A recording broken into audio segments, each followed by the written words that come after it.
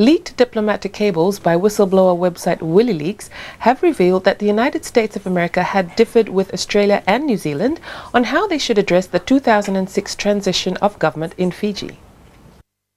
Former U.S. Ambassador to Fiji, Steve McGann, who is now U.S. Bureau for East Asia and Pacific Affairs in addressing Washington's concern, said that the call by Canberra and Wellington for the removal of Fiji's participation at the UN security peacekeeping operations was unfavourable.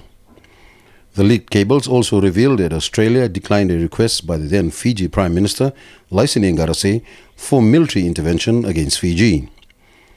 The ongoing row between Fiji and neighbouring Pacific Island giants Australia and New Zealand has seen the continuous lobbying by the two major economies of the Pacific for trade sanctions, ban on sporting personalities, including the recent move by trade union leaders in Fiji trying to call for support from their counterparts in Australia and New Zealand for more sanctions. But despite the move by the two major economies of the South Pacific, the Bainimarama government remains steadfast in achieving its objectives as enshrined in the People's Charter for Change, Peace and Progress and Socio-Economic Development. After all, charting our way forward is in the best interest of all Fijians. The number of thefts, burglaries and robberies reported to the Central Police Station over the past 3 weeks has dropped because of Operation Sasamaki. According to police spokesperson Teresa Ralongevau, an average of 3 reports were lodged in a night. Only 3 were lodged over the 3 weeks period since Sasamaki was launched. Operation Sasamaki was launched 3 weeks ago, and basically the intent of Operation Sasamaki is more interventionist and proactive.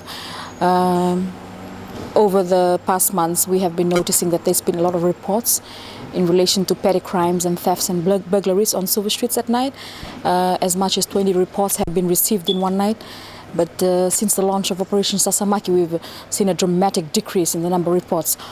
Operation Sasamaki involves rounding up loiterers in town after 6 p.m. and escorting them to their homes. The numbers of loiterers found in the city has also dropped. 20 were escorted home by police on the first night of the operation, and numbers have now dropped to just 7 in one night. Operation Sasamaki is about being proactive. It's about removing the risk factors that contribute to crimes. It's about the police force, stepping one step, making the one step ahead. Instead of becoming reactive, we are being proactive and preventing the crime from happening.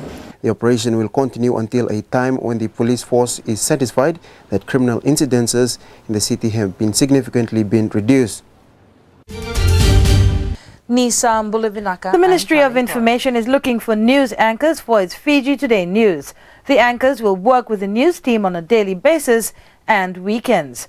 If you have a good command of English, can work flexible hours, and think you have what it takes to become a television anchor, then send your CVs to Fiji Focus TV at info.gov.fj or your written applications to Fiji Today Presenter, Box 2225, Government Building, Suva.